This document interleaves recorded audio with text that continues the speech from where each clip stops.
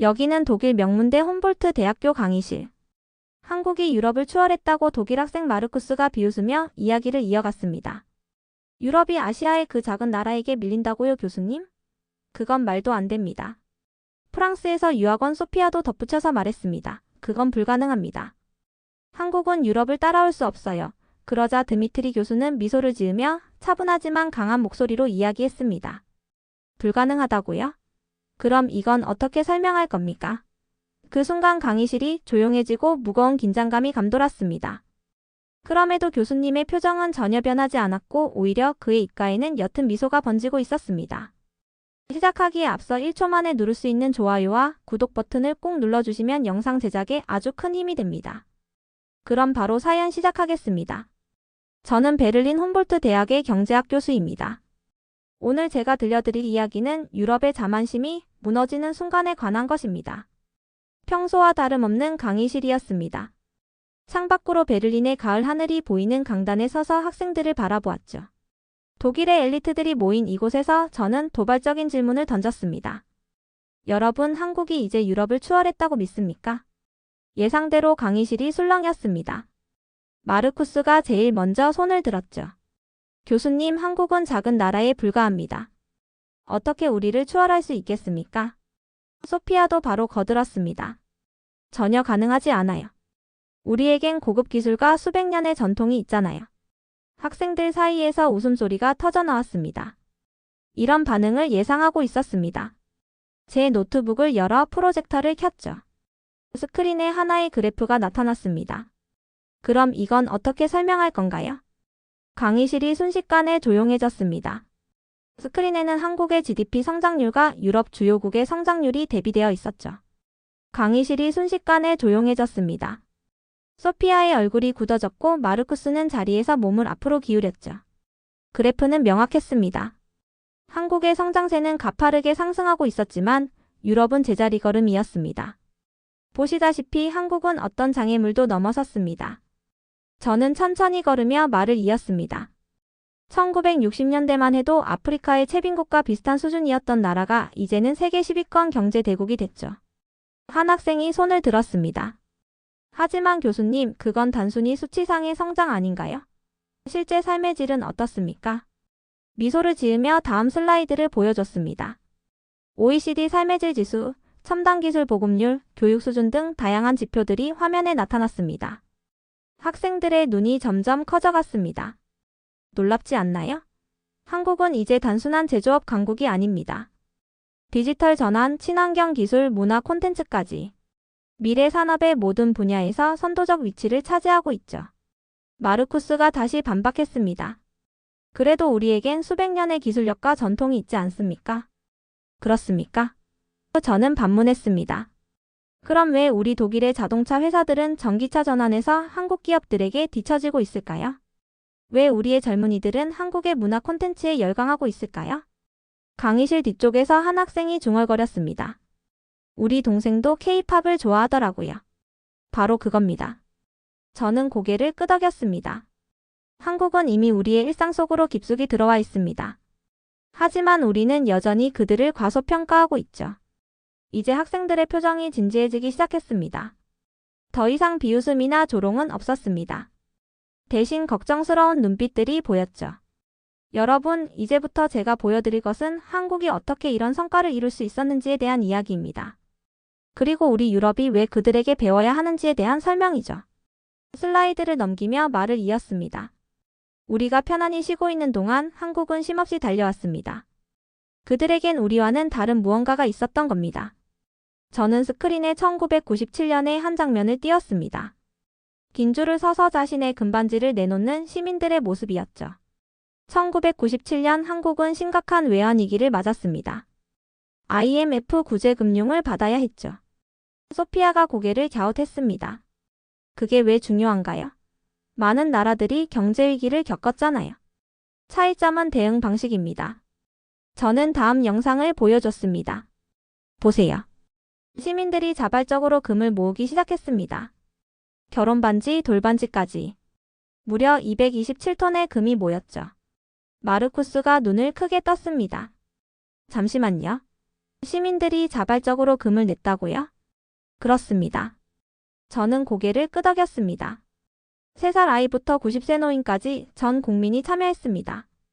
주부들은 결혼 반지를, 어린이들은 돌반지를, 운동선수들은 금메달을 내놓았죠. 영상 속에서 한 할머니가 말씀하시는 장면이 나왔습니다. 나라가 어려운데 이 정도는 해야지. 떨리는 손으로 금반지를 내놓는 모습에 강의실이 숙연해졌습니다. 소피아가 조용히 말했습니다. 유럽에서는 상상도 할 수 없는 일이에요. 개인주의가 강한 우리는 절대 그렇게 하지 않을 거예요. 바로 그겁니다. 저는 소피아의 말을 강조했습니다. 이것이 한국과 유럽의 가장 큰 차이점입니다. 위기 앞에서 보여주는 공동체의 결집력이죠. 다음 슬라이드를 보여줬습니다. 금모으기 운동 덕분에 외환 보유액이 급증하고 경제가 빠르게 회복되는 그래프였습니다. 한국은 IMF 차입금을 3년 만에 모두 상환했습니다. 세계 경제사에서 유례를 찾기 힘든 빠른 회복이었죠. 한 학생이 의문을 제기했습니다. 하지만 그건 25년 전 이야기 아닌가요? 지금은 다르지 않을까요? 저는 미소를 지었습니다. 좋은 질문입니다. 그럼 최근의 예를 들어볼까요? 2020년 코로나19 대유행 때의 이야기를 들려드리죠. 그때 마르쿠스가 갑자기 손을 들었습니다. 잠깐만요, 교수님. 그 전에 금모으기 운동에 대해 더 자세히 알고 싶습니다. 도대체 어떻게 그런 일이 가능했던 걸까요? 그렇다면 제가 직접 겪은 이야기를 들려드리죠. 저는 잠시 숨을 고르고 말을 이었습니다. 1998년 제가 한국을 처음 방문했을 때의 일입니다. 서울 시내의 한 금은방 앞에서 학생들의 눈빛이 점점 진지해졌습니다. 그들도 느끼고 있었습니다. 이것이 단순한 경제 지표나 성장률 이야기가 아니라는 것을요. 한 나라의 정신 그리고 우리가 잃어버린 무언가에 대한 이야기라는 것을. 스크린에 2020년 초의 뉴스 화면을 띄웠습니다. 전 세계가 코로나19로 혼란에 빠져 있을 때의 모습이었죠. 여러분, 우리 유럽은 어땠습니까? 봉쇄와 혼란 그리고 무질서가 있었죠. 영상은 이제 한국의 모습으로 바뀌었습니다. 질서정연한 드라이브스루 선별진료소, 마스크 앱으로 구매하는 시민들, QR코드로 출입을 관리하는 가게들의 모습이 차례로 나왔습니다. 마스크 앱으로 구매하는 시민들, QR코드로 출입을 관리하는 가게들의 모습이 차례로 나왔습니다. 한국은 달랐습니다. 선제적이고 체계적인 대응으로 세계의 주목을 받았죠. 학생들의 표정이 심각해졌습니다. 그들도 그 시절을 기억하고 있었으니까요. 교실 뒤쪽에서 이민수 학생이 손을 들었습니다. 한국에서 교환학생으로 온 학생이었죠. 그때 저는 한국에 있었습니다.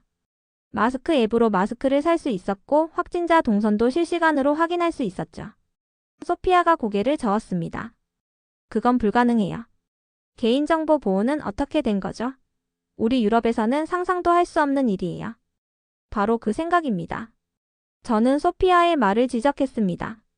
우리는 불가능하다고 말했지만 한국은 어떻게 하면 가능할까를 고민했습니다. 개인의 자유와 공동체의 안전 사이에서 합의점을 찾아냈죠. WHO 사무총장이 한국의 방역 시스템을 극찬하는 영상을 보여줬습니다. 보세요.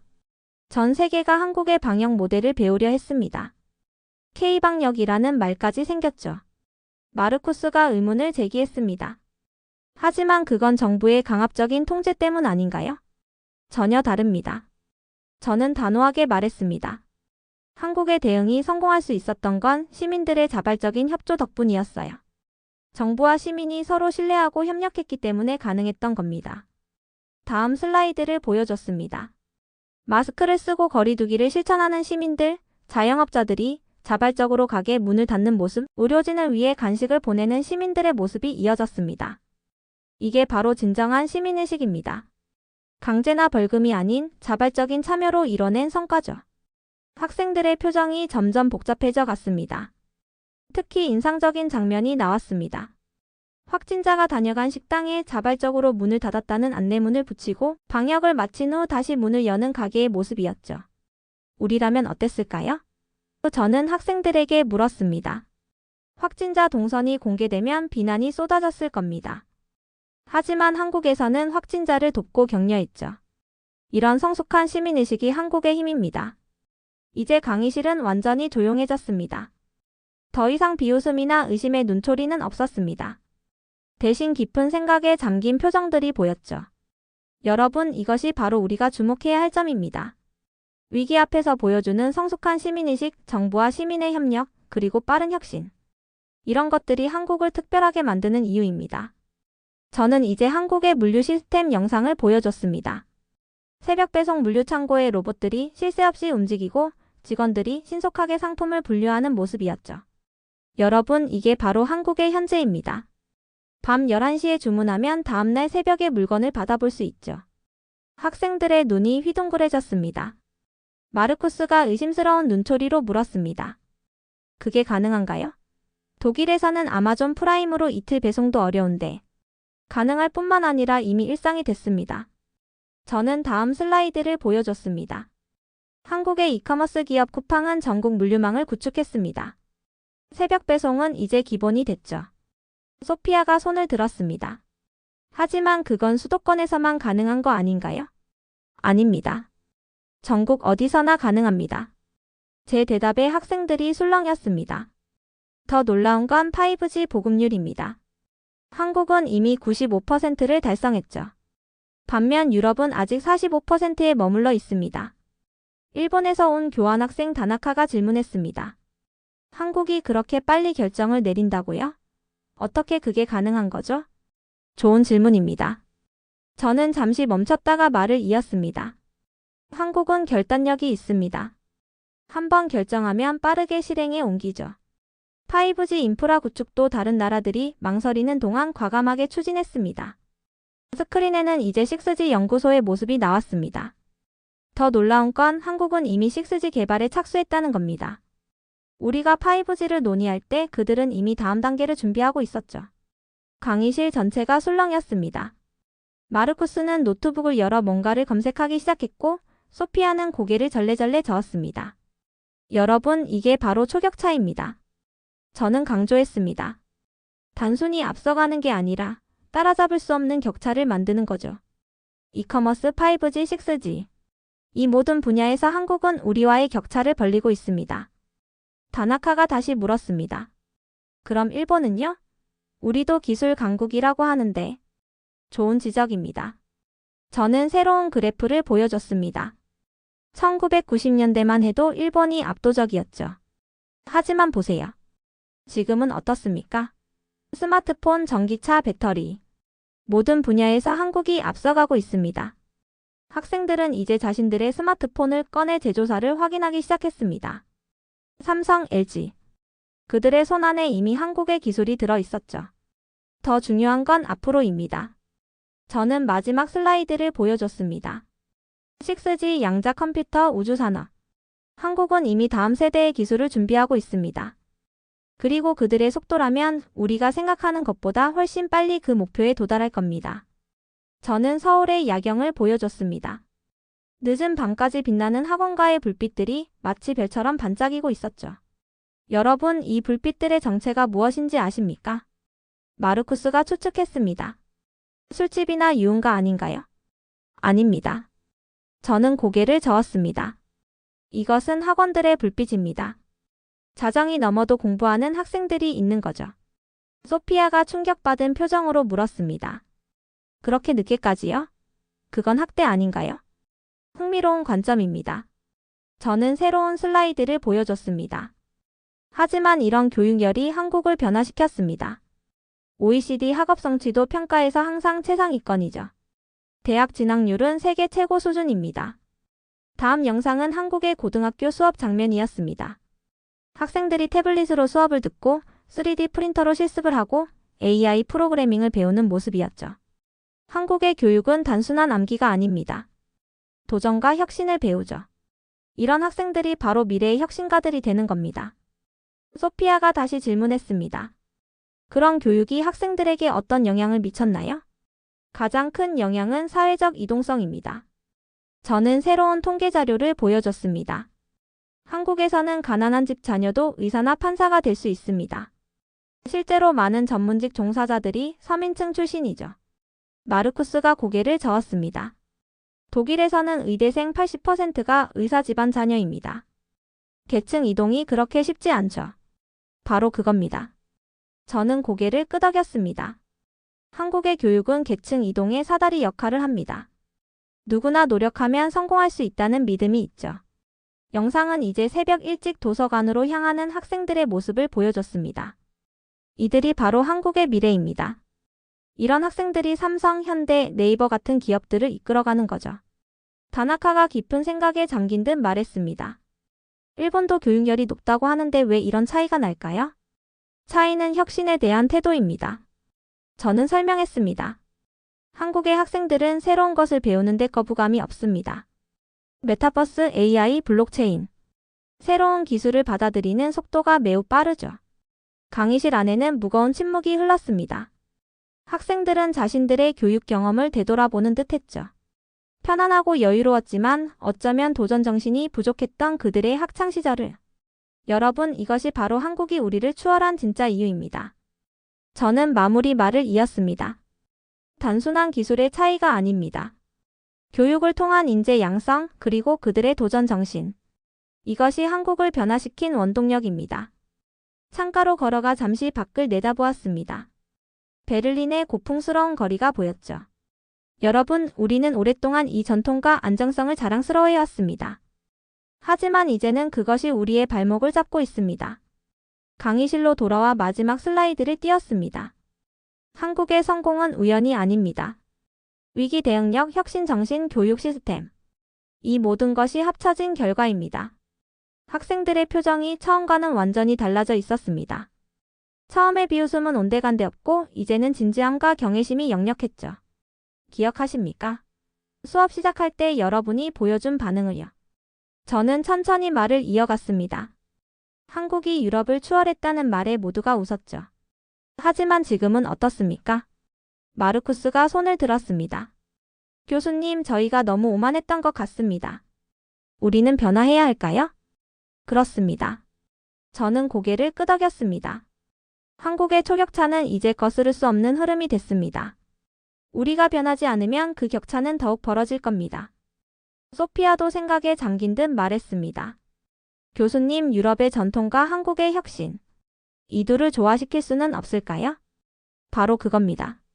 저는 밝게 웃었습니다. 우리는 서로에게서 배워야 합니다. 한국의 빠른 실행력과 유럽의 깊이 있는 연구, 이 둘이 만나면 어떨까요? 다나카가 궁금해했습니다. 그렇다면 일본은 어떻게 해야 할까요? 각자의 길이 있습니다. 제가 대답했습니다. 하지만 한 가지는 분명합니다. 과거의 영광에 안주해서는 미래를 만들 수 없다는 거죠. 이제 강의를 마무리할 시간이었습니다. 창 밖으로 석양이 지고 있었죠. 여러분, 오늘 우리는 중요한 것을 배웠습니다. 한국이 보여준 것은 단순한 경제 성장이 아닙니다. 그것은 변화에 대한 용기, 혁신에 대한 열정, 그리고 더 나은 미래를 향한 비전입니다. 학생들이 하나둘 일어나기 시작했습니다. 하지만 평소와는 다른 표정이었죠. 뭔가 깊은 생각에 잠긴 듯 했습니다. 마지막으로 한 가지만 더 말씀드리겠습니다. 저는 목소리를 높였습니다. 우리가 방금 본 것은 시작에 불과합니다. 한국은 이미 그 다음을 준비하고 있습니다. 우리가 머뭇거리는 사이 그들은 계속해서 앞으로 나아갈 겁니다.